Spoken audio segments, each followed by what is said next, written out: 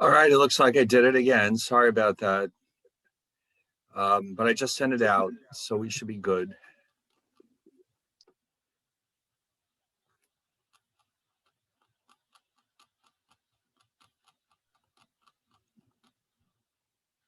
All right, we'll give everyone a minute to catch up.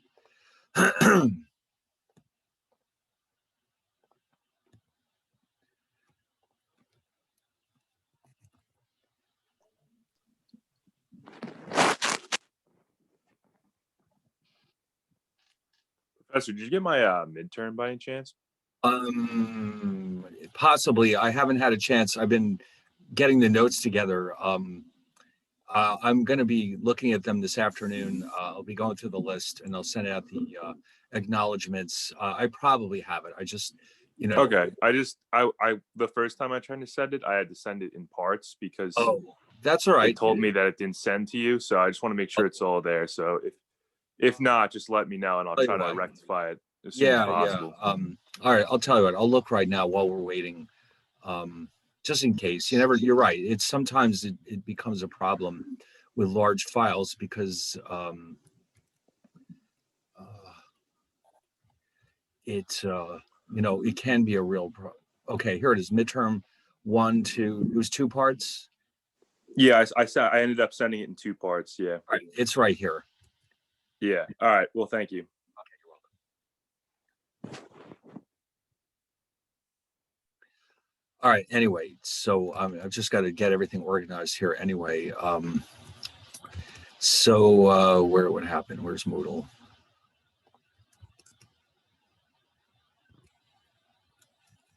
Oh no, that's not it.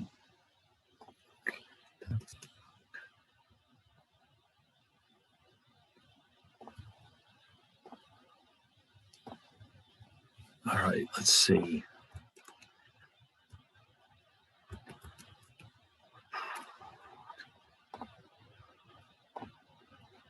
Oh, all right. Let me log in here real fast.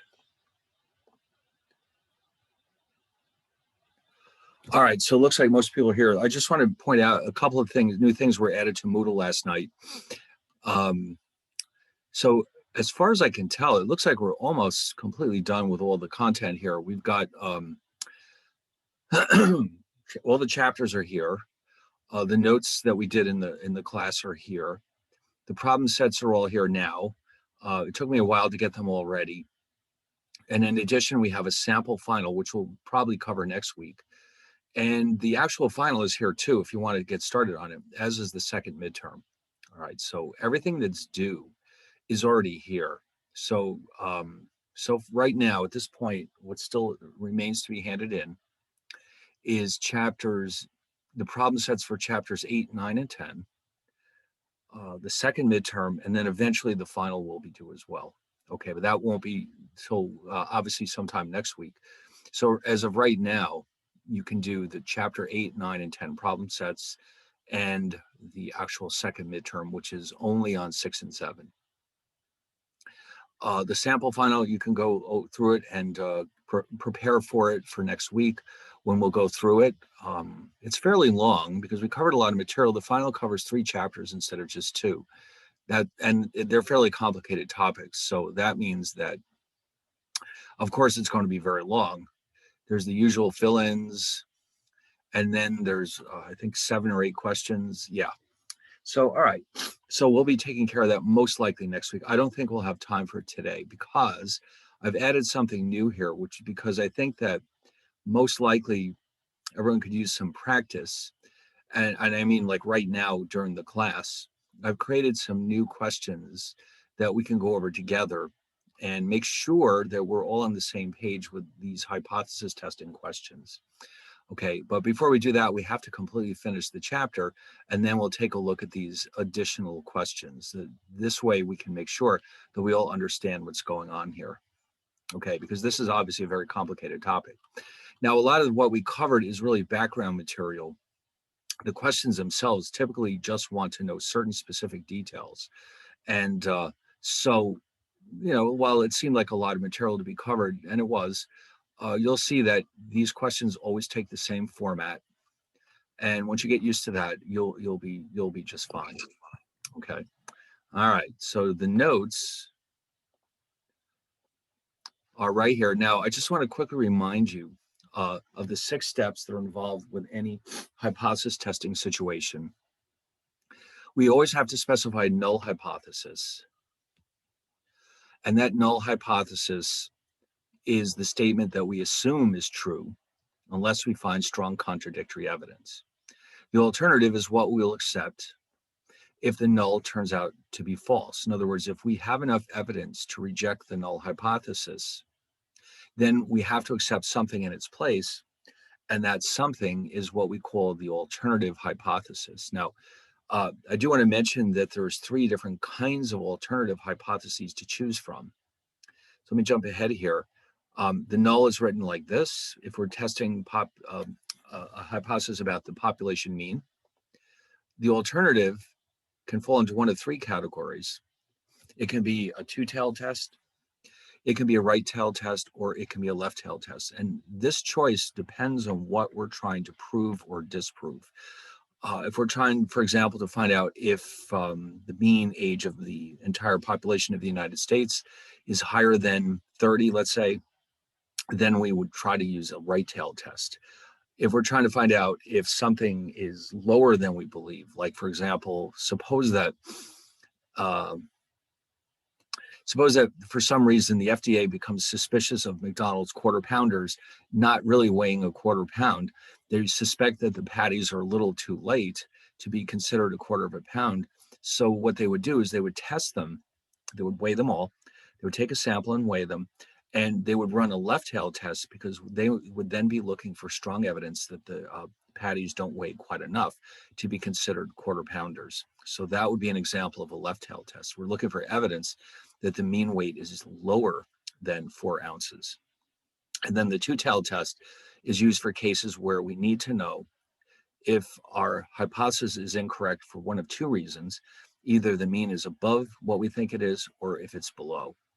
Okay, so now, by the way, I do want to mention too that sometimes the wording of these questions can be a little hard to interpret. Usually the way that we go about this is that if it doesn't specifically say, you can usually assume that it is a two-tailed test, unless the problem makes it very, very clear that you should be using a right or a left-tailed test. So if the question is vague about what you're supposed to do, and it can happen, and I'm trying to avoid that, but occasionally it does happen. If it says, for example, the government wants to know if the mean age is 30, and that's without any more specific details, then you can go ahead and use a two-tailed test. It's only when you have a very good reason for using a right or a left-tailed test that you're going to use them. Okay. If there's no other information, you can feel free to use a two-tailed test. All right. Well, anyway, this is how they're written. The two-tailed test means the mean is different from that value which appears in the null hypothesis. The right-tailed test means that the mean is greater than the value that appears in the null hypothesis. And then, of course, the left-tailed test means that the mean is actually less than the value that appears in the null hypothesis.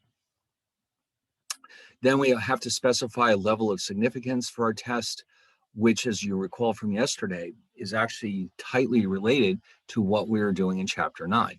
Okay, so in other words, when we constructed confidence intervals, we were using the letter alpha to calculate, for example, a 95% confidence interval used a value of alpha of 0.05. And so here we're going to be focused on alpha itself, because alpha gives us a very useful piece of information, which is the probability of committing a type 1 error.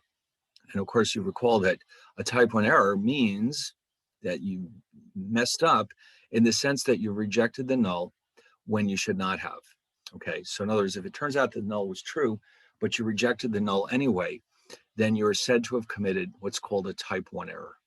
Okay, and that alpha tells us the likelihood of that happening.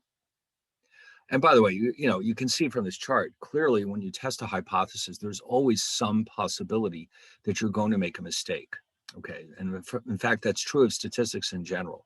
There's very rarely a case where you have an absolute answer, which is yes or no, correct or not correct.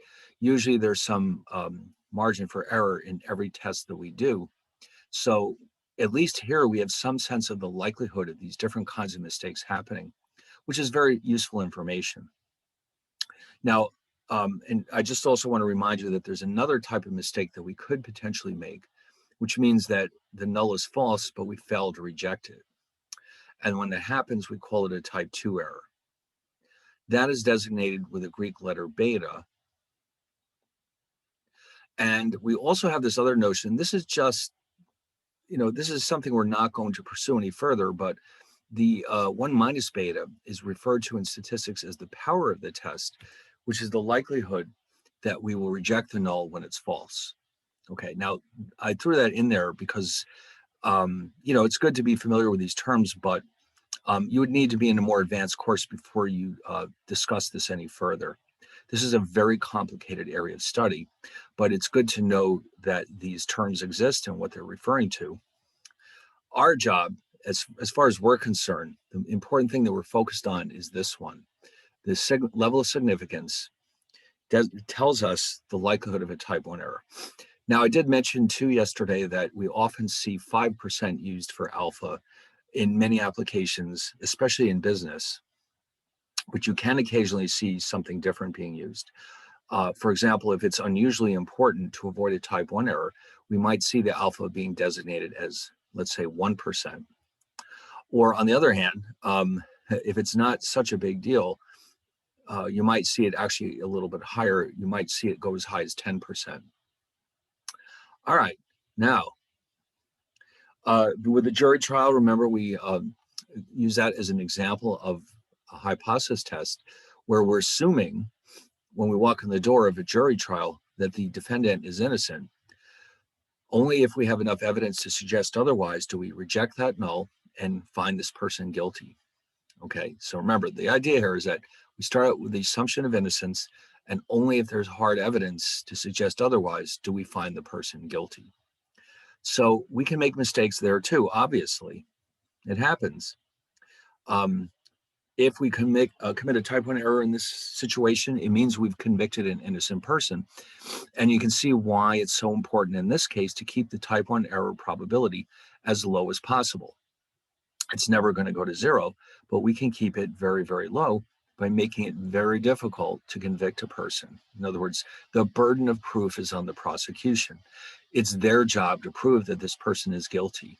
All right, the person who's on trial does not have to, it's not their job to convince you that they're innocent.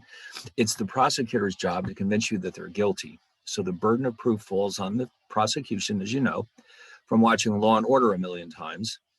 And at the same time, though, we can also commit a type 2 error, which means we do not convict somebody who's actually guilty.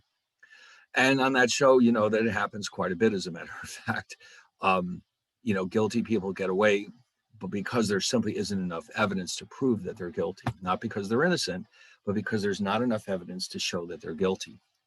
Now, there's a direct trade-off between these two, which is one of the reasons why it's so important to choose correctly that alpha, because the lower the probability of a type 1 error, the higher will be the probability of a type 2 error. So a low type 1 error is useful in certain applications, like in medicine, for example, but we have to be aware that it also increases the risk of having a type 2 error. You can't simultaneously lower both of them unless, now as it turns out, that you can lower them both, but only if you increase your sample size. That's something we'll not discuss in this class, but in the case of a jury trial, there is no sample, so you can't really do anything about it.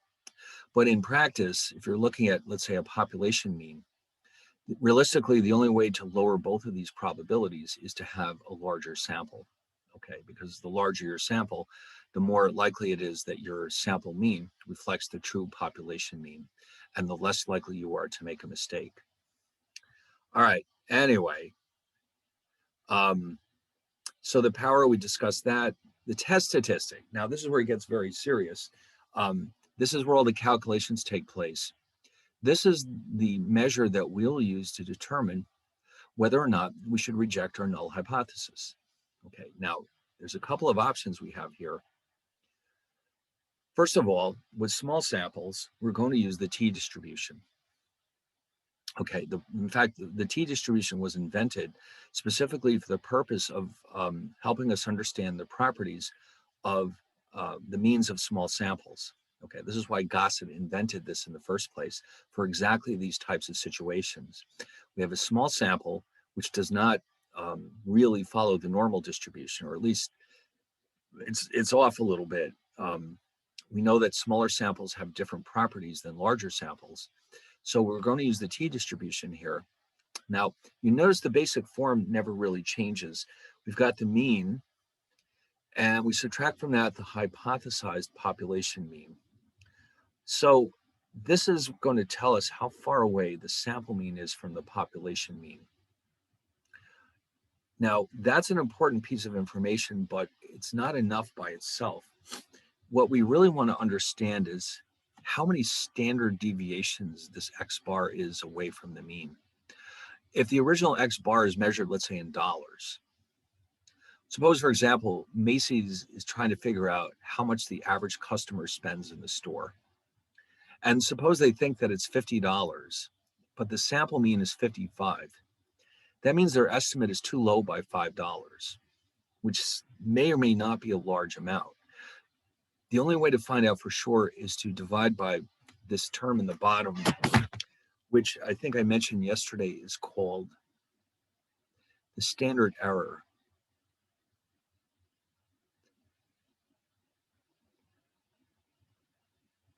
Of X bar. So when we're done here, this t statistic, as it's called, is going to be some location under this t distribution curve. So let's say the mean is 0. If this number gives us a value of, let's say, 2, that means that we are 2 standard deviations above the mean. Okay, so in other words, the reason why this test statistic is constructed this way is so that it can be interpreted as a given number of standard deviations above or below the mean. Okay, so if t is 2, that means it is 2 standard deviations above the mean. If it's -1, let's say, then you would interpret it as being 1 standard deviation below the mean. Now, once we have that in place, it's easy to calculate the probability that the null hypothesis is true, given that this is the information we have with our t statistic. Now, if we have a large sample, then we switch over to the standard normal distribution or the z distribution. But the basic setup is exactly the same. Okay, now in this case, we're assuming that we know the population standard deviation. And then if that's true, we're going to use that instead of S.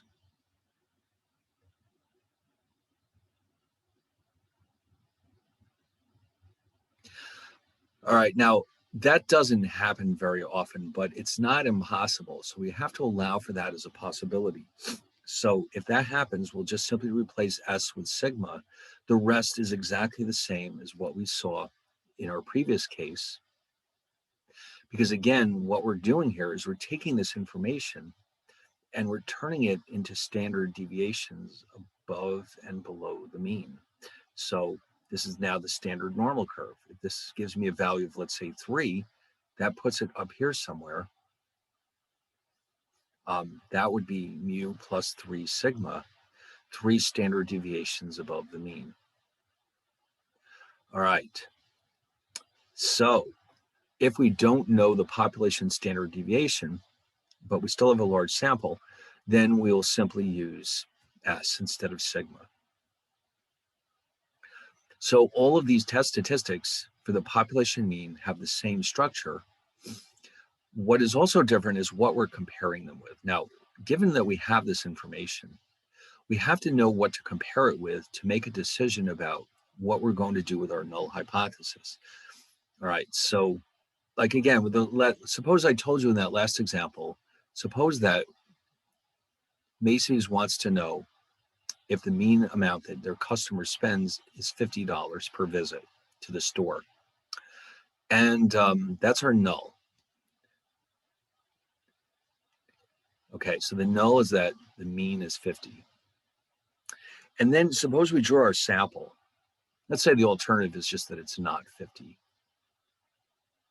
And suppose we draw a sample and the sample mean is 55, like we said before.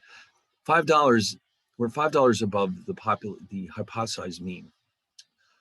That doesn't tell me a whole lot, but if I use this test statistic to determine that Z is, let's say, 1.2, that tells me a lot more, because now I can determine the probability of being this close to the mean when the null hypothesis is true.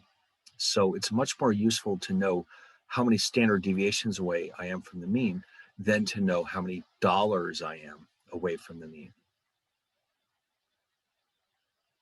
All right, so that's the purpose of setting up like this. This is dollars. This is standard deviations above the mean. And that we know we can calculate probabilities for that. So you're basically what you're doing here is you're converting this difference into more convenient units. That's essentially what you're doing here. Anyway, what do we compare these results with? We have one or two critical values depending on what our alternative hypothesis is, as well as the value of alpha. Okay, so let's take a look at them. Now, when we have the large sample and we have a two-tailed test, we have two critical values.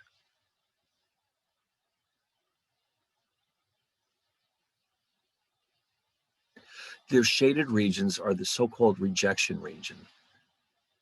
And that means if our test statistic lands in this region, that means we reject the null. Why is that? Because we're simply, in this case, X bar is so far away from the hypothesis mean that it's not likely that the null hypothesis is true. So this is where, in the shaded regions, this is where our statistic is telling us that we're so far away from the mean that it's highly, highly unlikely that the null is true, and therefore we reject the null. This is our two-tailed test. For the other two, for the right-tailed test, by the way, one more thing, the area in these shaded regions is alpha over 2. That way they add up to alpha. With the right-tailed test, the entire rejection region occurs on the right-hand side of this distribution. Okay, because we're only looking, we don't care what's going on in the left tail. We're only looking for evidence that the mean is higher than the specified value in the hypothesis. So the rejection region is that right tail. All of that alpha is in the right tail. If the test statistic ends up in this region, we can reject the null. So that's the right-tailed case. And then finally, the left-tailed case is exactly the opposite. The entire area alpha is in the left tail. This is my rejection region.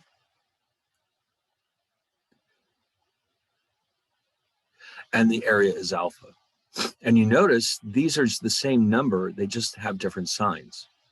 Okay, and that's because of the symmetry of this normal distribution. So you can see that the choice of alternative hypothesis combined with the value of alpha will uniquely identify for us our critical values, which are the benchmark for deciding whether or not we should reject the null. Okay, so what we have to do then is make a decision based on a comparison of our test statistic with this critical value. In other words, if the test statistic is in the rejection region, I'll just add that separately here.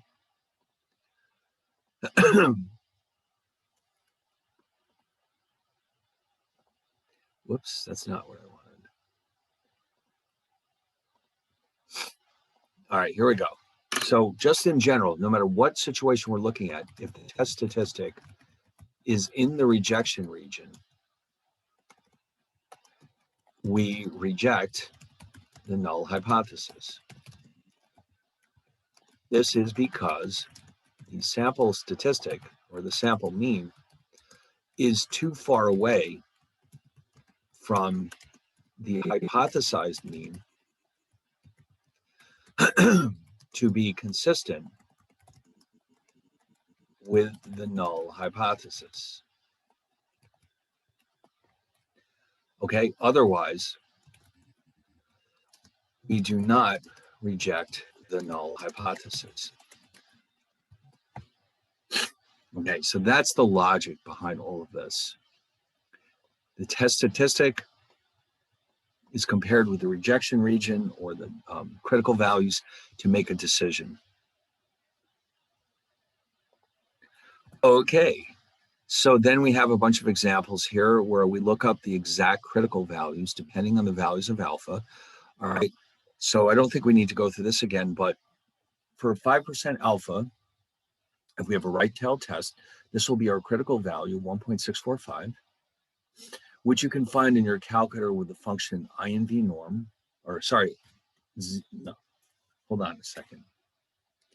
It's called, let me just double check that. INV norm, that's right. Every calculator is slightly different. This one calls it INV norm. The equivalent left-held test would have a negative critical value, negative 1.645. And again, the logic is that the left tail contains 5%, which is our alpha. And then if it's a two-tailed test, we split up this 5% between the two tails, and then we end up with two critical values, which are plus and minus 1.96. So that is what we compare our test statistic with in order to decide should we or should we not reject this null hypothesis. All right, now if we have a small sample, we're going to do the exact same thing with the t-distribution. The only difference here is that we have to specify the degrees of freedom, which fortunately for us, it's a very simple calculation. It is simply equal to the sample size minus 1. So when you go to look up these values in the tables, or if you're using your calculator, you can use the INVT function. It's going to ask you for two things: the area, which means the area below that point, and the degrees of freedom. So here, for example, if you're doing this with your calculator, you would have INVT. And by the way, keep in mind what this represents. That 5% represents the right tail area.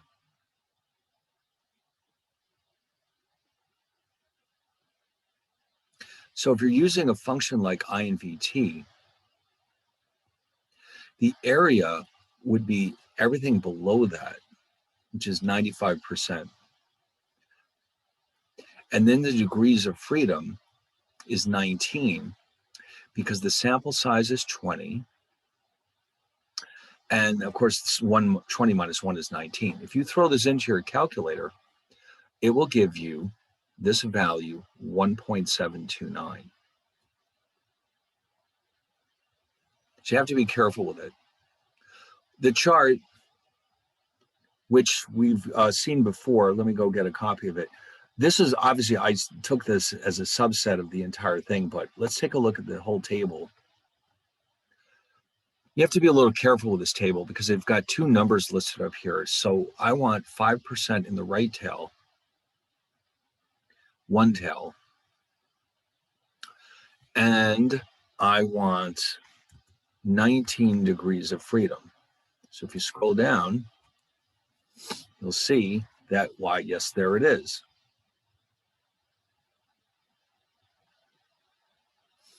$1.729. That's what we're looking for. That is our critical value. And if our test statistic is higher than that, then we reject the null. Okay, so again, as always, the shaded region is the rejection region.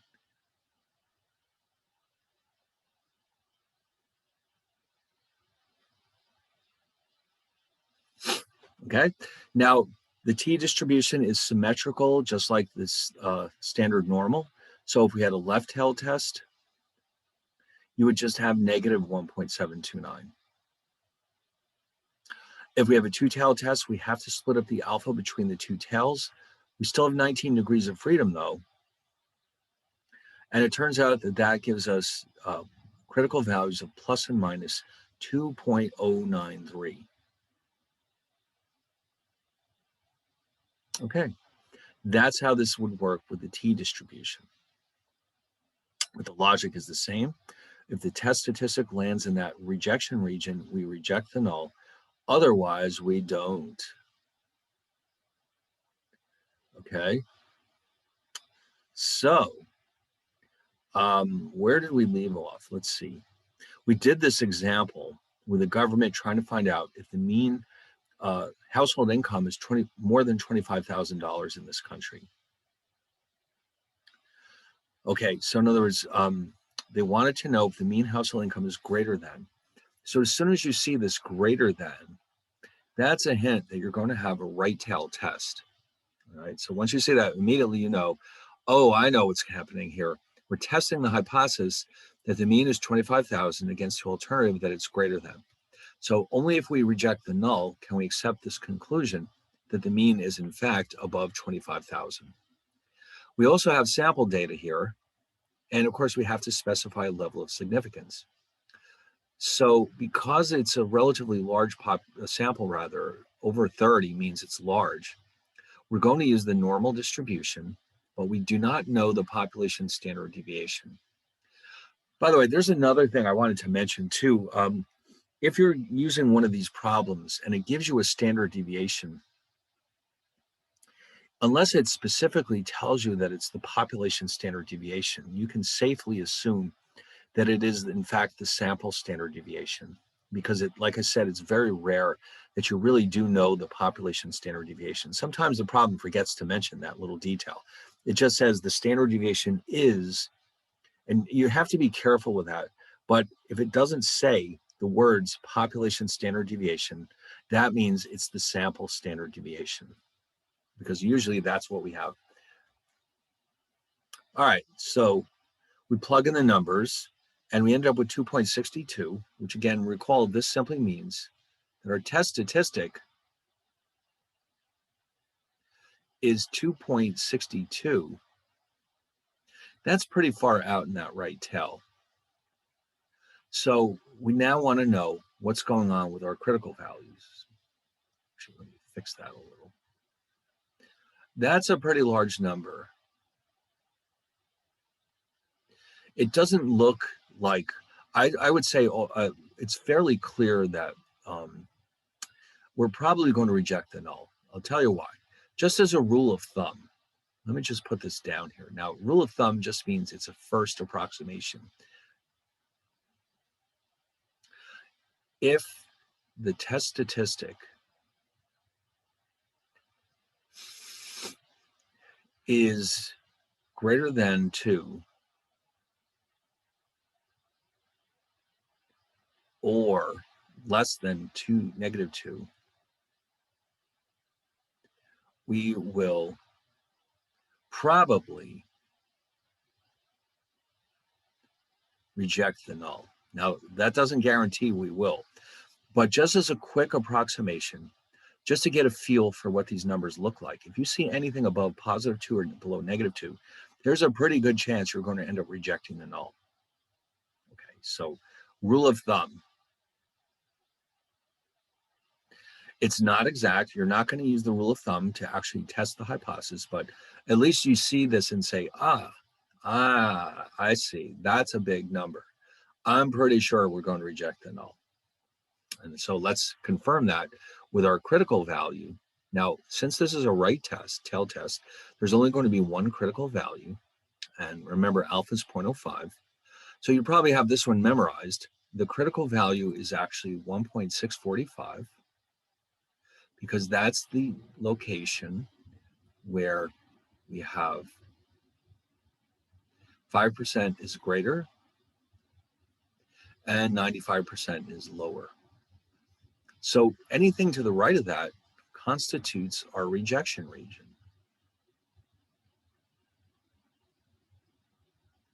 So when we start out, we know in advance that if our test statistic exceeds 1.645, then we will reject the null. And guess what? We ended up with 2.62.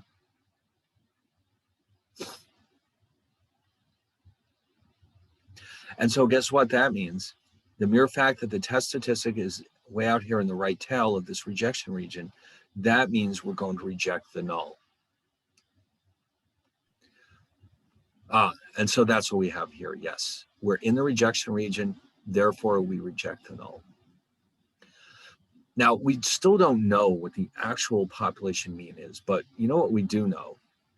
The sample mean is 27,200. That's quite a bit larger than the proposed or hypothesized value. So even though we don't know the actual population mean, what we have here is very strong evidence that the mean is actually not 25,000. It looks like it's probably higher than that. Enough so that we can reject this null and conclude that the population mean is in fact greater than 25,000. Now there's going to be 0.05. I'm sorry, I didn't hear you. No problem. Is alpha always going to be 0.05? No, it's not. It's often 0.05, but it doesn't have to be. All right. So in fact, in our problem sets that we're going to look at today, at least one of them is not 0.05. So what I would encourage you to do is don't assume that it's always 0.05. Just, obviously read the question carefully. Occasionally, at least in finance and economics, it could be 10% or possibly 1%, but it's unlikely to be any other value. Okay, those are the normal ones. Just like, remember the confidence intervals, they were always either 90, 95, or 99. Yes. So this is the equivalent of that. 1, 5, and 10 are the three that you're most likely to see, but the vast majority of the time, it'll be 5%, but not always. So you have to watch it, okay? It's like, it's easy to start getting into the habit of thinking, oh, it's always 0.05, but it doesn't work out that way. Got it. Now, in fact, that would be a good way to see if anyone's actually reading the question, to slip one in there and see if anybody notices it. It happens. You sometimes, not in this class, but sometimes you get professors who like to play mind games with the students. And, they might try something like that. In fact, I actually know somebody who went to culinary school, and they had an exam where, normally in culinary school, an exam means you're cooking something. So they were given instructions. They walk in the door, they sit down, they're given instructions, and everyone sits there and they read it. They start reading it. And, it starts out by saying, this recipe requires you to do the following, get a couple of eggs and get some, onions and all this and that. Now, what they did here is at the very end of these instructions, it says the words, do not gather up the materials, just read these instructions. And so what happened was a lot of the people, as soon as they started reading the directions, they started getting up and picking up the materials because they assumed that they were going to be expected to cook that food. And so instead, at the very end, the very last line, it says, do not make this food, just read the instructions. So anybody who tried to even get up and get the materials failed the test. Now, to me, that's an example of playing mind games. But they wanted to make sure that these prospective chefs are actually reading the directions all the way through before they start the meal. And so that's why they did that. I don't know. I just thought of that example right now. Like, you got to be careful. All right. You have to always read all the instructions. But yes, to answer your question one more time, it's usually 0.05, but not always. All right. Anyway, with all that being said, this is what we ended up with. And I believe this is where we left off. So there's a second example I wanted you to see. We have the same government. Now, this time they're looking at the crop yields of the wheat farmers. This is a small country. There's not that many wheat farmers. They're trying to find out if the mean yield is equal to 10,000 bushels per year. Now, you notice how it's written. This tells me they're not saying we're trying to find out if the yield is above or below 10,000. They want to know if it's equal to 10,000. And so that's sort of like your signal that this is a two-tailed test, meaning that they need to know if it's either above or below 10,000. How do you know? Because it doesn't specifically ask you to test whether or not the mean is above 10,000 or below 10,000. It's just 10,000 or not. That implies a two-tailed test. That's tricky. You have to watch out for these questions. Just think to yourself, what are we trying to figure out? In this case, we just want to know if the mean is 10,000 or not. It's a yes or no question. Then they gather up some data. Now you can see what's happening here. It's a very small sample, 8. And that immediately tells you to use the t-distribution because it is below 30. You've got a mean. This is your x bar. And your sample standard deviation is s. Now, if you notice, the sample mean is pretty far below 10,000, but don't jump to conclusions. That doesn't guarantee that we're going to reject the null. That will be determined ultimately by this number. Okay, so in other words, it's hard to say just by looking at these numbers if we're going to reject or not, because we have to take into account how much uncertainty there is associated with each sample. What this is telling me is that each sample is likely to have a significantly different mean. So we have to go through the formality of constructing our test statistic and our critical values in order to make a decision. Well, now here's our null and alternative hypotheses. This is our two-tailed test. And again, it's because we're simply trying to find out if the yields are different. You know, it could very well be that if the yields are below 10,000, then they will provide the farmers with more advanced equipment to help them with their yields. If it's above 10,000, they might raise their taxes or something. But all they need to know is yes or no, is it 10,000? And as usual, we'll pick 5%. This is our test statistic. Now, of course, this time we're using t because it's a small sample. The rest of these we've seen before. And we plug in the numbers. Now, oh my God, negative 7.41. Now remember, our rule of thumb is anything outside of the range from 2 to negative 2 means we should be rejecting it. Negative 741 is an extremely small number. It's like if this is your mean, negative 741 is way, way out here. Okay, so it's pretty clear that we're going to reject the null, but still, we're going to go ahead and calculate the test statistic. And when that's done, we're going to formally prove that we should reject the null. Okay, so you can look this up with the INVT. And be careful with it because INVT is always looking at areas below a certain point. So you've got two critical values, plus and minus. And so each one of these has an area of 2.5% because that's alpha over 2.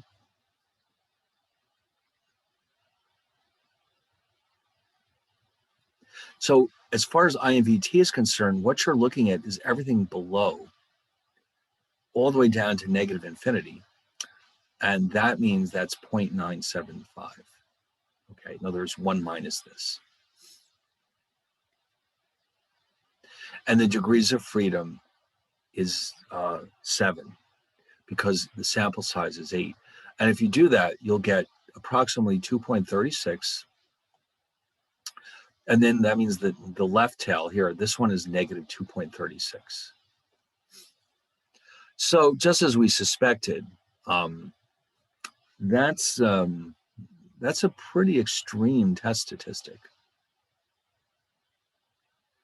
It's not even close. All right.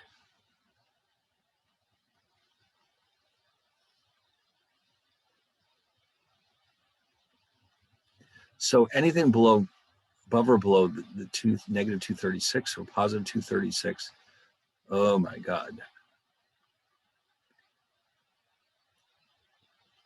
Okay, so therefore we reject the null because this is the part of the rejection region. And so is this. Now, of course, it's a negative value that we got, but it's in the rejection region. And therefore we reject the null. No, and that means that the crop yields are not 10,000. All right. Maybe they had a rough year, maybe the weather was bad, but for whatever reason, the crop yield, the mean yield is not 10,000.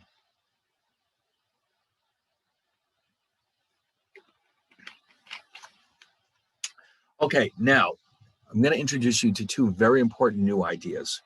One of them is a series of shortcuts. The calculators can do all of these tests for us and provide a lot of the calculations that we've been doing ourselves up to this point. And they also provide us with an important new measure, which is called the p-value. Now, since this is statistics, what do you suppose p stands for? Well, it doesn't stand for peanut value. It stands for probability value. Now, let me just show you the logic behind the p-value. I'm going to show you a graph. Let's say that we are conducting some kind of a hypothesis test, a right-tail test. Let's keep it simple. And let's say that we do this test.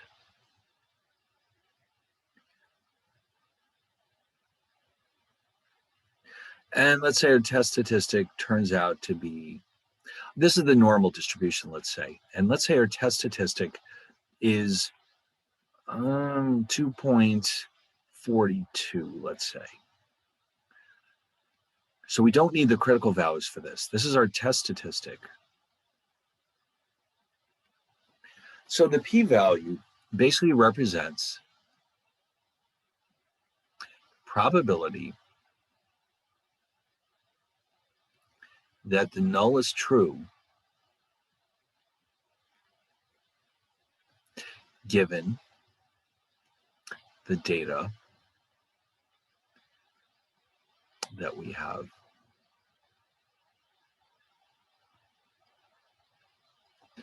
Okay, in other words, given the information that we were given, the sample data, I guess I should say here sample, we come up with this test statistic. This is, of course, determined by our sample data. So what we're looking for with the p-value is the likelihood that the test statistic is at this level or even more extreme. So in other words, what we're actually looking for is the likelihood of being, in this case, greater than the test statistic.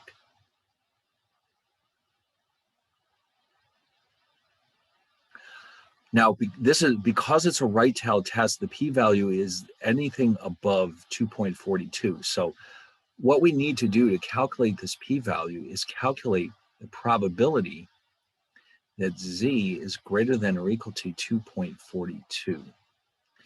Whatever this number is, this is our p-value for this particular test. Now, you can do normal CDF for this, or you can look in your table. So you just do normal CDF, where lower is 242, upper is infinity, the mean is 0, and the standard deviation is 1. So I'm going to take out my calculator right now and figure that out for you. And that turns out to be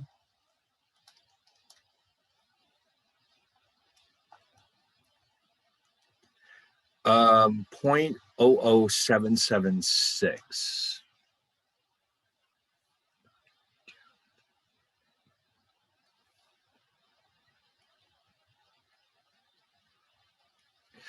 Okay, so now what are we supposed to do with this information? All right. Well, let me actually, before I show you that, let me give you another example.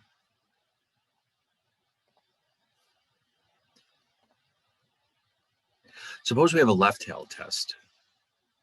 And again, let's keep it simple. Let's use the standard normal distribution. And let's say we end up with this.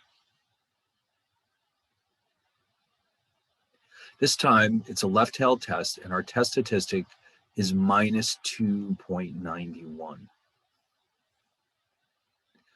Well, the p-value is everything below this point. Okay, so here's Z. This is the standard normal distribution. This is our test statistic. So the probability that Z is less than or equal to negative 2.91, you can get from your chart or from your calculator. I'm just going to quickly run that into the calculator because I don't have them all memorized. That turns out to be 0.0018.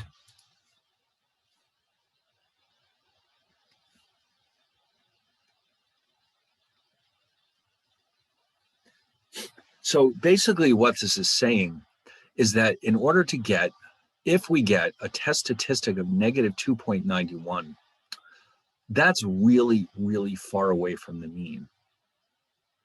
The chances of getting such a large negative test statistic when the null is true are right here. Okay, so in other words, we can think of this result as telling us that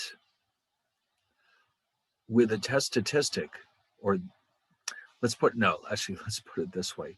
The probability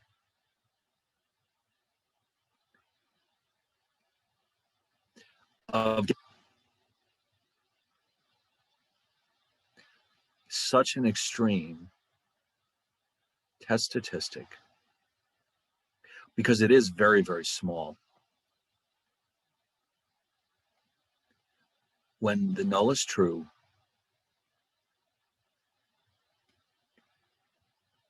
is 0.0018. So in other words, there's still a possibility that the null is true, but it's a very small probability. It's tiny. So that suggests to us that the null is probably not true. So now let's do this one more time with the two-tailed test. And again, I'm just making up these numbers as I go along, but I want you to get an idea of what the p-value really means, because we're going to see that it's awfully, awfully important. So here's another case. We have a two-tailed test, and let's say that our test statistic, now this is a tricky case, by the way. By the way, if you notice, the critical values don't get involved with this. This is all based on the test statistic. Let's say we end up with 1.52. Now, when it's a two-tailed test, what you have to do is the following. We need to know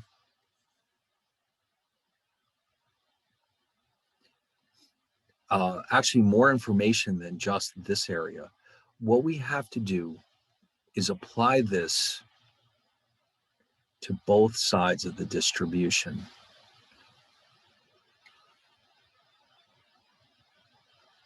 So in other words, each of these represents half of the p-value. So the p-value consists of these two red areas.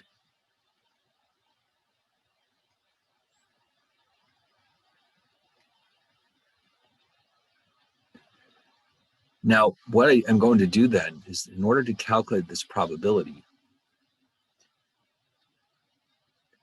this actually technically equals the probability that Z is greater than or equal to 1.52 plus the probability of being less than or equal to negative 1.52.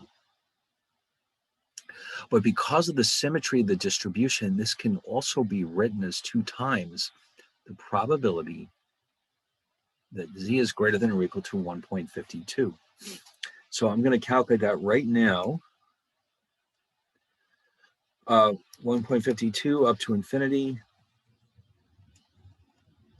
And that's going to be 0.624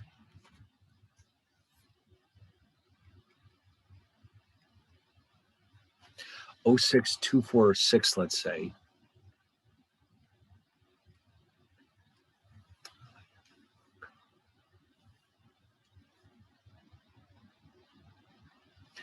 And that equals, let me just get out my calculator again. 0.12492. Now that's not a very low probability compared to those other ones we saw.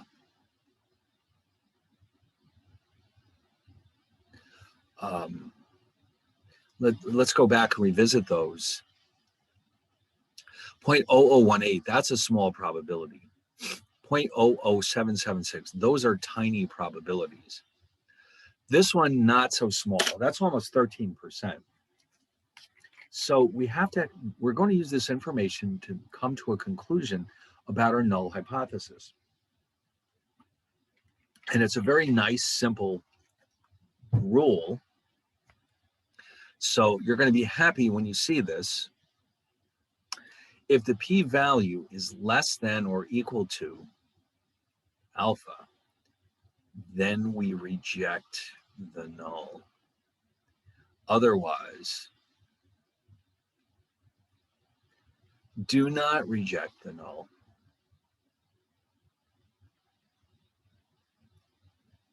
Okay, now there's a small p-value means it's highly unlikely that the null is true.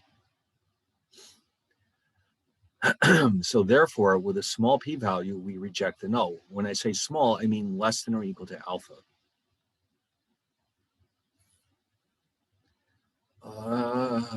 Okay, now you're probably wondering, why are we doing this when we already understand how to use the test statistic and the critical values? You will see in a few minutes. And in fact, I think you'll discover pretty quickly that this is actually a very useful approach to testing hypotheses. But first, let's go back and revisit these three examples. So let's say alpha was 0.05, as it often is. So here, because the p-value is so small, if alpha is 0.05, then the p-value is less than alpha and we reject.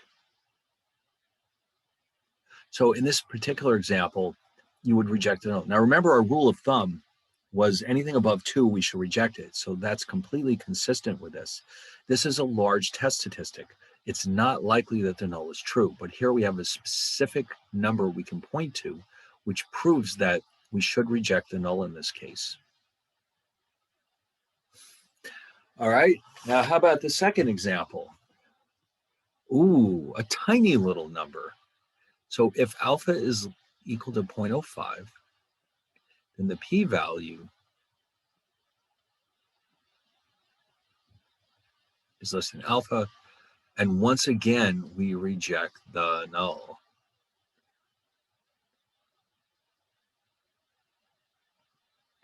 Okay, and again, you see that test statistic. Remember our rule of thumb, anything above +2 or -2 should be rejected. Well, that's exactly what's happening here. Now, how about this case though? The rule of thumb is 2. We're below that, aren't we? So here, if alpha is equal to 0.05, p is greater than alpha, and therefore we do not reject the null. All right, so there's our p-value. Now, the p-value approach that we are doing here is directly taken from the test statistic and critical value approach that we've been using up to this point. They both are alternative ways of getting to the same result. But it turns out that this approach is very popular with in applied areas. So what we're going to do, when the break is over, because it's already 11 o'clock, is I'm going to show you how to get these same results. By the way, in here, I've got more discussion about how to calculate a p-value using the examples we had earlier. And we'll visit that when we get back from the break. But what we're going to do now, before we look at proportions, we're going to take out the calculator, and I'm going to show you how to get these results with the calculator. And again, you'll see, and this is the big surprise, that the calculator calculates the p-value for you. All you have to do is, once you find that p-value, is make a decision based on this. So all of this background is important, but the calculator can do a lot of the work for us, leaving us to make the correct conclusion. All right, so I'm sure you're very happy to hear that. Now, once that's done, what we can do is take out, as I mentioned earlier, these extra questions that I've created just to get us some more practice, okay? Because I think a topic like this is so complicated that the more practice we get, the better. All right, so we'll do this when we get back, all right? So let's recover for a few minutes right now. I'm sure you're worn out, and a little caffeine would come in handy, I think you'll all agree. So we'll come back and revisit these examples with the p-value, and then I'll show you what to do with the calculators, okay? And then we can start working on these extra problems. Once you've done these three, I think you'll agree that you're probably able to do any of them. All right, let's stop for a few minutes, and then when we get back, we'll get to our calculators.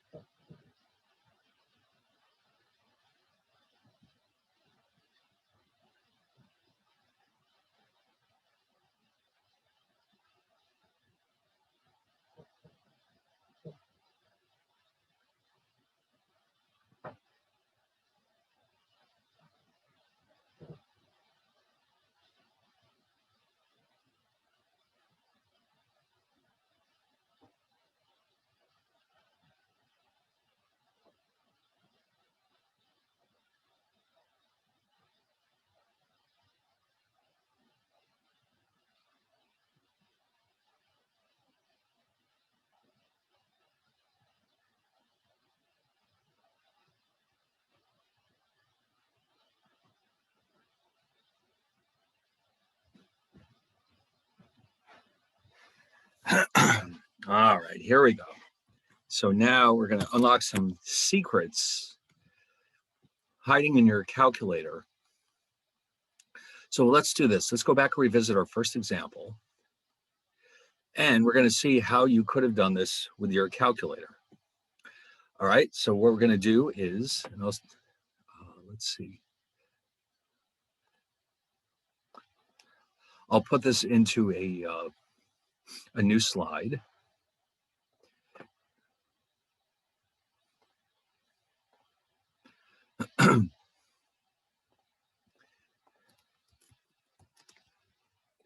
Testing hypotheses with the TI 8384 series or above, as the case may be, depending on which one you have.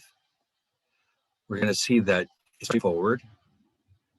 And in fact, it provides us with a lot of useful information, including the p-value. All right, so to test hypotheses with a large sample, now that would be this case. Okay, remember the government of this small country wants to know if the mean is greater than $25,000. And we have all the sample information. So how would you have gone through these steps with your calculator? Actually, let me change this. For this example, all right, so what you're going to do is first hit stat tests. Let me get that on here. Stat tests. Now, because this is a large sample, you're going to pick z-test, which is the first entry in that list. Okay, z-test. In other words, test a hypothesis about the population mean when the sample size is large. So that's why we're doing z-test. All right, now, once that's done, when we get to z-test, ask for stats again, okay, because we do not have the actual data from this problem. We only have the summary statistics, the mean and the standard deviation, that is. So you'll go to the stats menu, and then you'll notice it's asking for all this information. It's asking, for example, for mu0, and mu0, as you know, is the hypothesized value of the mean. Okay, so you would put that here. And in this case, that would have been the 25,000. By the way, the calculator doesn't like commas. Don't put commas in there. Okay. Then it would ask you for the sigma, the population. Now, in this case, we don't know the population standard deviation, so you simply use the sample standard deviation. That's fine. And that, of course, was, I think it was, what was it? Hold on. I forgot already. 8,400. Okay, and then we have X bar, which we're just going to type X bar. You know what it means. X bar was 27,200. And then it wants to know N, the sample size, which in this case was 100, as you recall. And then finally, it's going to offer you a series of possible alternative hypotheses. So it starts out with mu colon. And what you're supposed to do there is choose the right one. Now, in our case, it's greater than mu0. So you're not typing anything. You're going to scroll over there with the arrow keys, and then you have to hit the enter button to make sure it knows that this is the one you're interested in. All right, so this one is a little bit different. So make sure you scroll over there and then hit enter so that it highlights this choice, which is greater than mu0, and that tells me that this is a right-tailed test. All right, let me fix this one.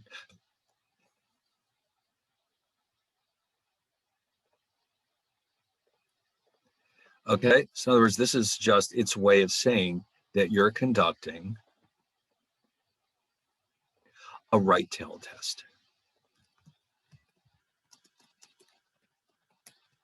Now, the next thing you're going to do is just obviously hit the calculate button.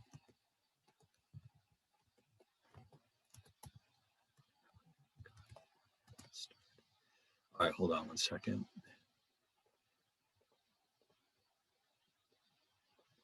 All right. And once you do all those steps, what comes out of that calculator is everything you need to know to test this hypothesis. Now, let me just quickly throw that into mine. All right. Now, you notice it gives you a lot of summary statistics. First, it's going to remind you that you asked for a right tail test.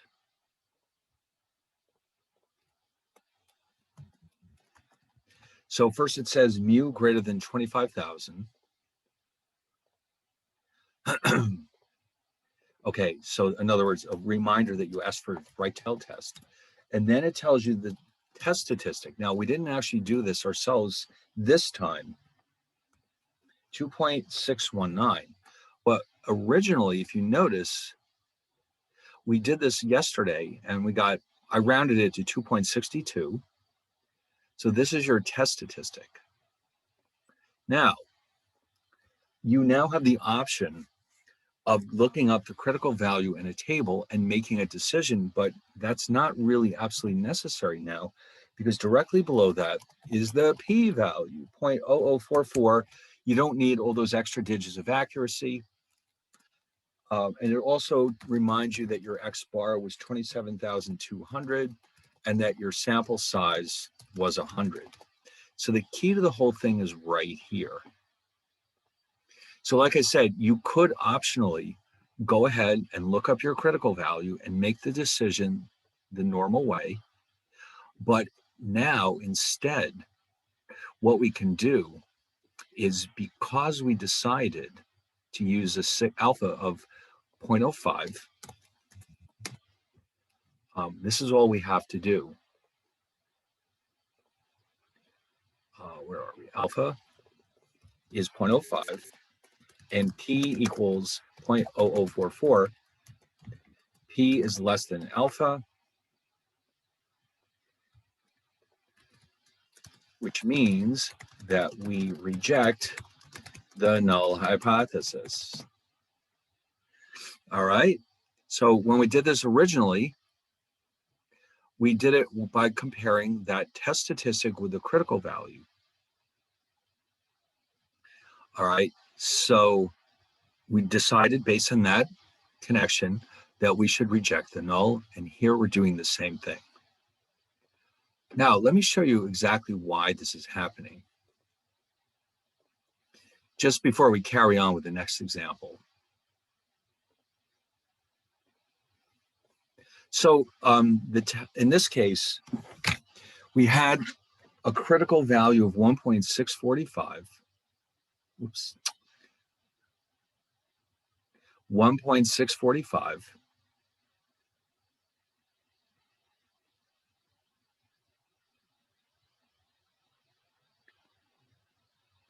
And that means everything to the right of this is our rejection region. The total area in this rejection region is 5%.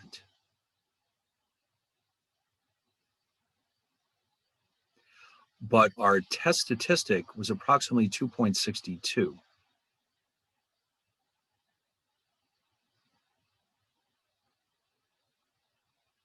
Now, remember, the p-value in this case is everything to the right of 2.62.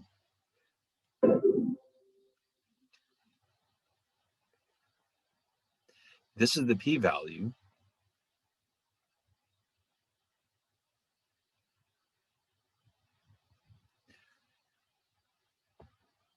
So now, if logically, you can see that the p-value being less than alpha can only happen if the test statistic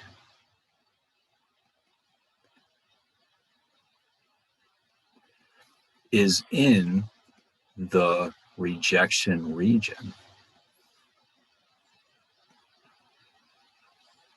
Okay, in other words, if the test statistic was inside here somewhere, then the p-value would be more than 0.05 and we would fail to reject the null hypothesis.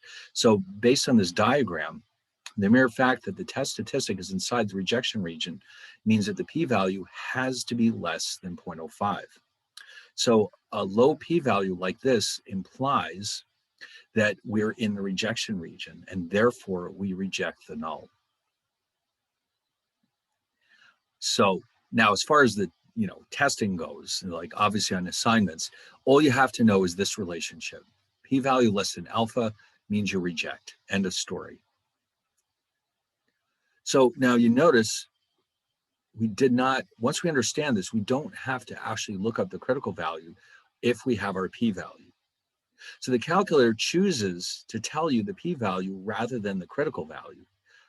That's a decision made by Texas Instruments. So if you want to look up the critical value, that's fine, but it's not necessary because you have the p-value. Now, in a lot of software that you see, statistical software and Microsoft Excel as well, you'll notice that it does, in fact, typically show you the p-value rather than the critical value because it means the same thing. All right. Anyway, let's now go do this example with our calculators. Now, it's not going to be radically different. All right. So the only real difference here is that we use the t-distribution because it is a small sample. So let's do this example again with the calculators.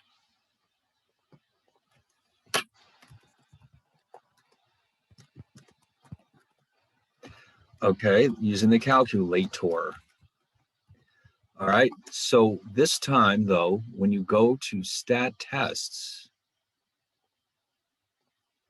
you're not going to use z-test. You're going to pick t-test. Why? Because this is a small sample, less than 30. Okay, now you pick the t-test. And then you pick stats again. This part hasn't changed because you do not know the original data. You only know the summary statistics. And so let's go on to the next slide. When you get there, the information is similar, but not identical. All right, not identical. So in other words, if you notice, the sequencing is a little bit different. For the mean, in this case, hold on, here we go. The mean in this case was 10,000. Remember, this is the case with the wheat yields. And then we have X bar. Remember, the X bar was 8,900. And then we have SX. Remember, that's their way of expressing the standard deviation, which in this example was 420. And then the sample size was 8. Okay. Now, at the end, once again, you have to specify what kind of alternative hypothesis you want. So you're going to have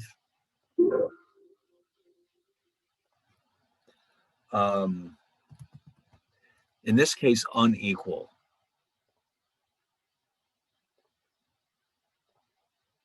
Oops, what happened? I accidentally hit the cancel button. No, that's not what I wanted. Okay. Okay, so choose not equal to mu0. Because this is in fact a left tail, I'm sorry, a two tail test this time. And then of course at the bottom, just hit the calculate button. And what's going to happen is just like before, it's going to come back and show you all the details that you need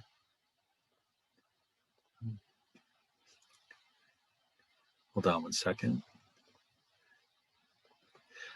to run the test. Okay. So let's see what the printout looks like. All right, so this is what goes in. And you've got 8900 and 420, N is 8, two-tailed test. All right, so it's going to remind you that this is, in fact, a two-tailed test. Mu is not equal to 10,000.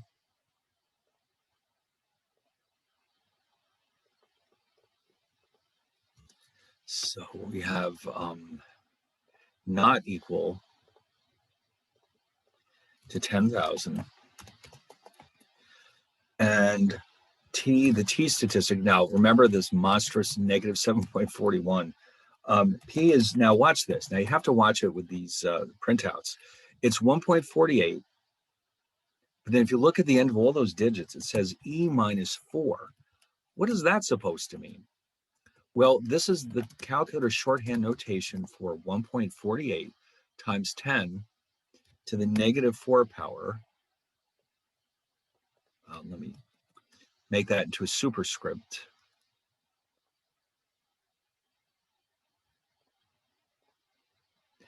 And that in turn is the same thing as 0.000148. Okay, so when you first see that 1.48, you might say, wait a minute, that's a huge number. No, it's a tiny number. It's so small, the calculator needed to resort to scientific notation. All right, so then of course, X bar, they're reminding you that the X bar is 8900, and they're also reminding you that the sample standard deviation was 420, and finally that the sample size was 8. So this is what you're looking for. That's a tiny number. Okay, and of course you shouldn't be surprised because remember the T statistic was enormous, way out in the left tail. So the bottom line here is that since the p-value is below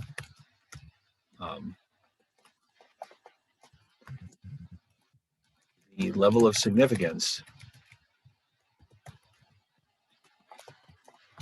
we reject the null hypothesis and accept the alternative. Well, we reject the null hypothesis that the mean yield is 10,000 bushels and accept the alternative hypothesis that the mean yield is not 10,000 bushels. Okay. So there it is. That's how the calculator handles these cases. And I think you'll agree that it's a bit quicker than what we were doing, but you have to understand what was going on behind the scenes before you can use these calculator functions. All right, so with all that being said, let's see, was there something else here? Oh, proportions. Yes, we had one more case here. We have to quickly look at testing hypotheses about a proportion. So what's different now is that, by the way, this book uses capital Pi to represent a population proportion. All right, so why is it doing that? Because P is already used for so many other purposes that they don't want to confuse anyone. So they're using Pi. So the null is that the proportion equals some specific constant. And then, of course, we have three alternative hypotheses to choose from. We have a right tail test, we have a left tail test, and we have a two tail test. Okay, now, I mentioned yesterday that when we're dealing with proportions, we never use the T distribution. We only use the standard normal. So the same thing will be true here. Now, the test statistic is a little challenging. It's written in two parts because it's kind of messy. Yeah, you see what I mean?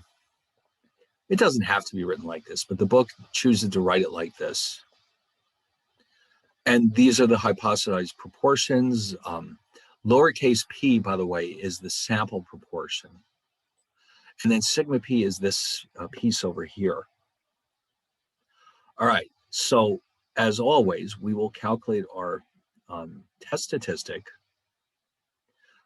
Here, for example, the US government believes that 15% of the population is retired. If the actual number is higher, it will raise the age at which Social Security may be collected. So they pick a sample of 100 people, and 17 of these are retired. So this is what we're going to call N. Oops.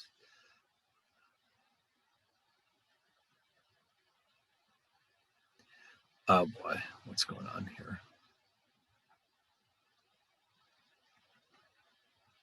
P is 17. No, sorry, X is 17. Remember, we're using the letter X to represent the number of people who have a specific characteristic. So the sample proportion is 17 out of 100, or of course 0.17. But our hypothesis is that it's 15%. So they're looking for evidence that the proportion is above 15%. If it is, then they're going to do something with the Social Security system. So we start out with a null hypothesis that the proportion is in fact 15%, but because we're looking for strong evidence that it's higher than 15%, that indicates that this is a right-tailed test. Okay, right-tailed test, because we are looking for evidence that the proportion is above 15%, and then something will happen. Beautiful. Now, here's a level of significance. And here's, I've already done this for you, but the sample, the sample proportion is 17 or 0.17. The hypothesized proportion is 0.15. So the test statistic, first we calculate that term in the denominator, which is known as the standard error.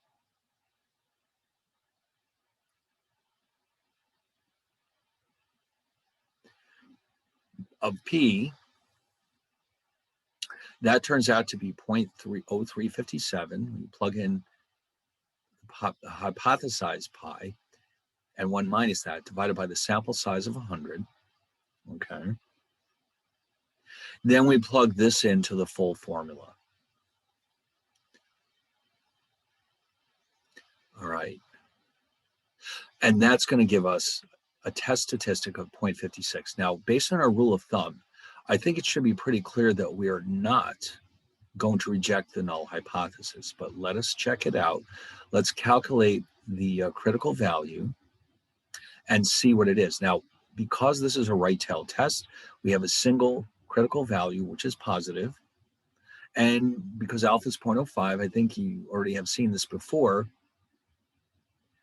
1.645, we see this all the time. So, oh, I didn't draw a picture. All right, let me do that now.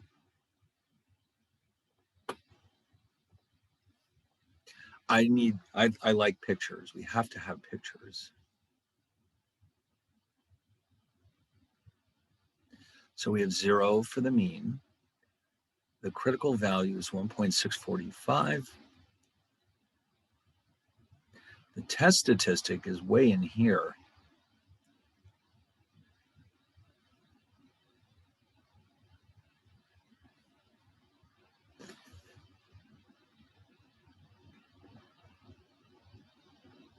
So the rejection region is contains 5%.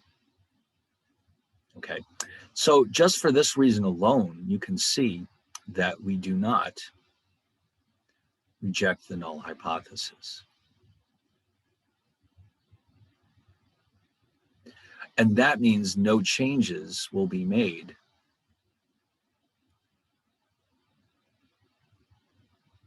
to the Social Security system, because there's not enough evidence to suggest that the average of the proportion is higher than 15%.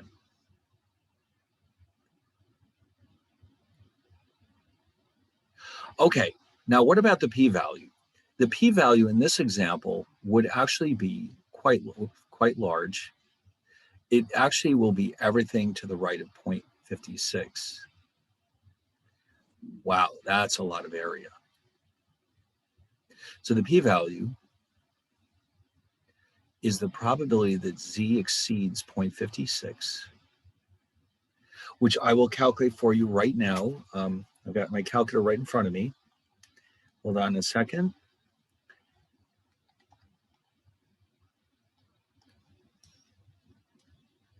.2877.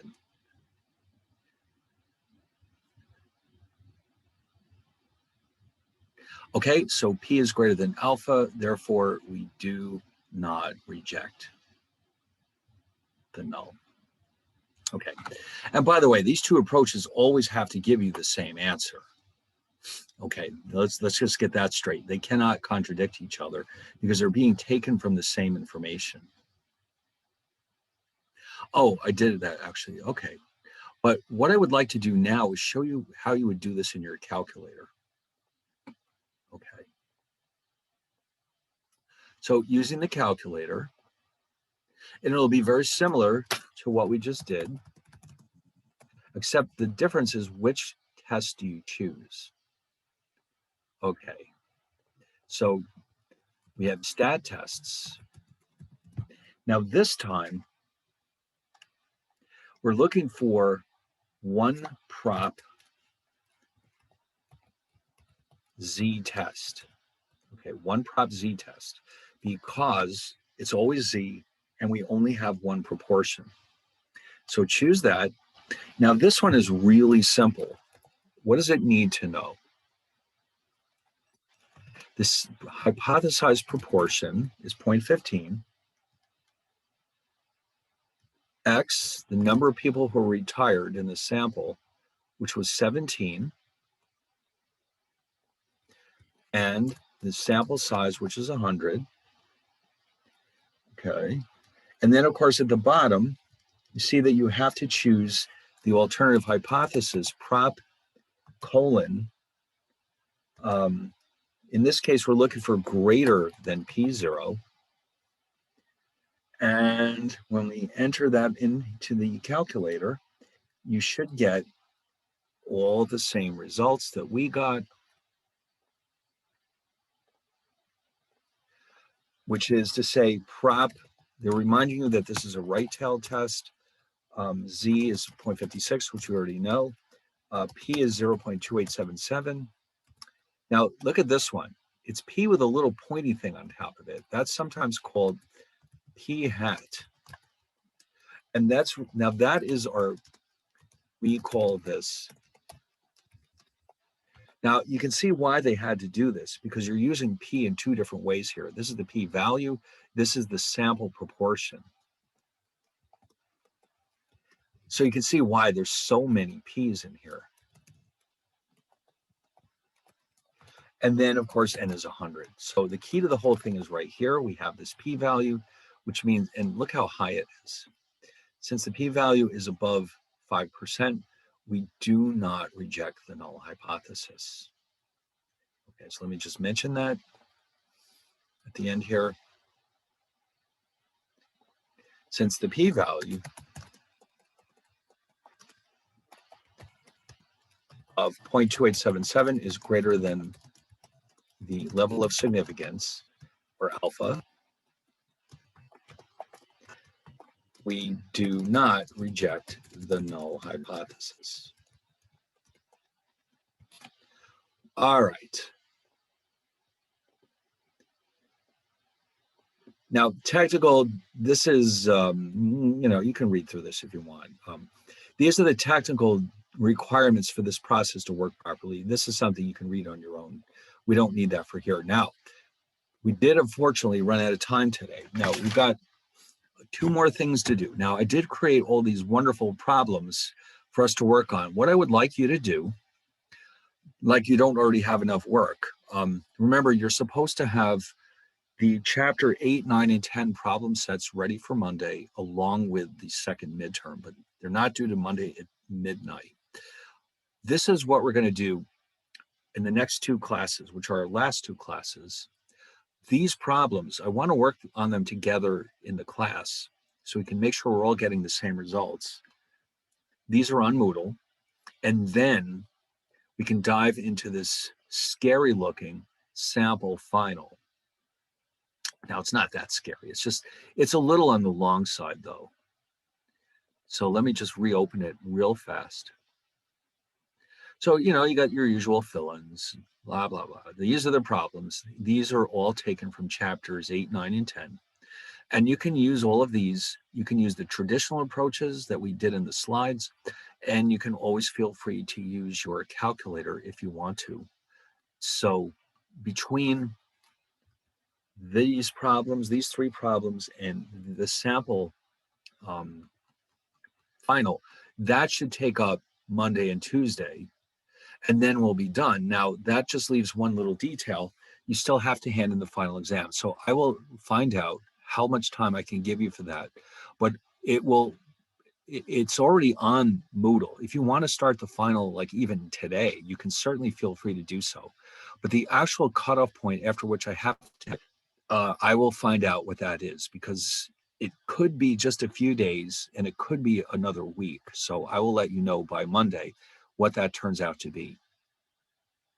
All right. So unfortunately, I mean, depending on how you look at it, we're just about done with the new material, or in fact, we are done. If you want to get some more of this good stuff, you have to take a more advanced class. And why not? I mean, you've taken it this far, why not push it to the next level and get to see some really interesting results? But anyway, if not, you have a very solid background in statistics for whatever you choose to apply it to. If you're in some kind of business major or economics, for example, or even psychology or some of the other social sciences, this is what you need to carry out empirical research and do experiments and study what's going on with real data. So I hope it's been a good experience. So next week, remember, we're going to do two things: the sample final and these problems.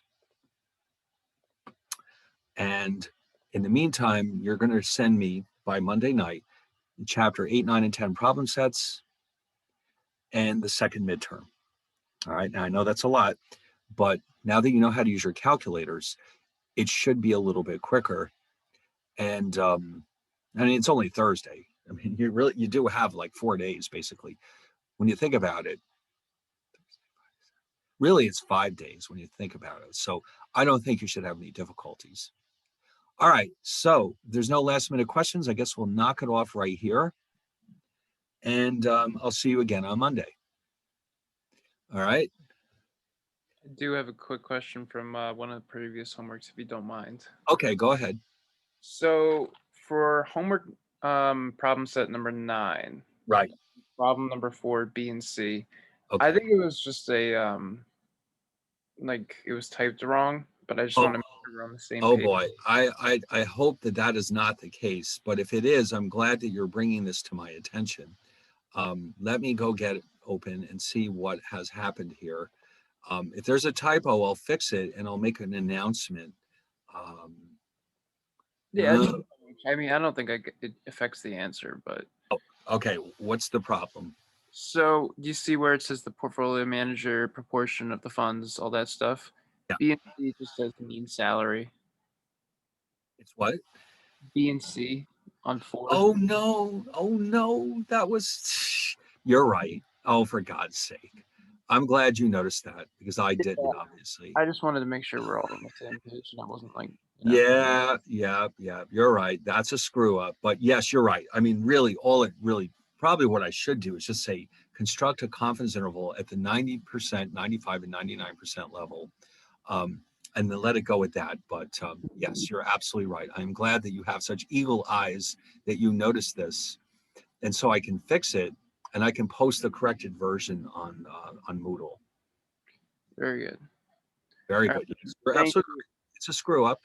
And I'm going to fix that right now. Professor Anderson. Great By weekend. the way, you know what? I actually have experience proofreading manuscripts for books that are coming onto the market, and I know that it's almost impossible to find every single mistake, especially when you've written it yourself. So I'm always appreciative when people find these things for me.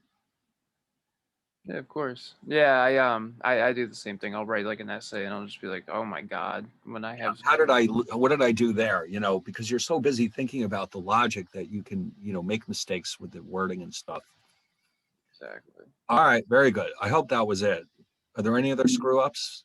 No, I don't think so. I just on chapter or problem set 8, it just when I was doing the like arithmetic for one of the things, I had to calculate the whole like I forget exactly what it's called. Hold on, let me pull out the homework real quick.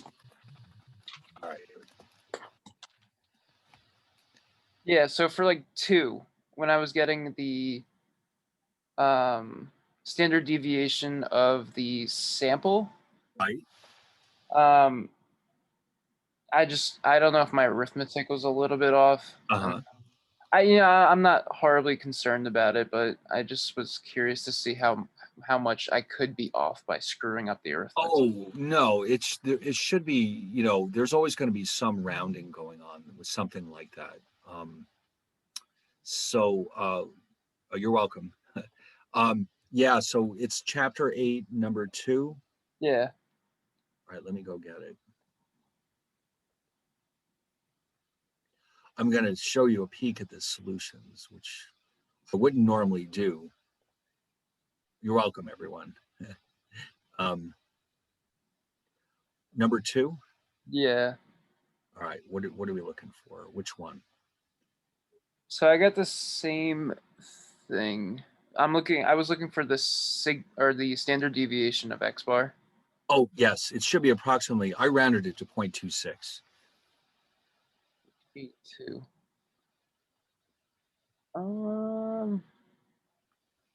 That's weird because I got okay, actually, yeah, that makes perfect sense. Never mind. Okay, good. All right.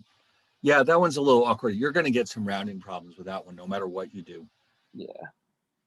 All right, perfect. Well, thank you so much, Professor Anderson. I Oh, appreciate you're it. welcome. Have a good one. All right, you too. All right, bye.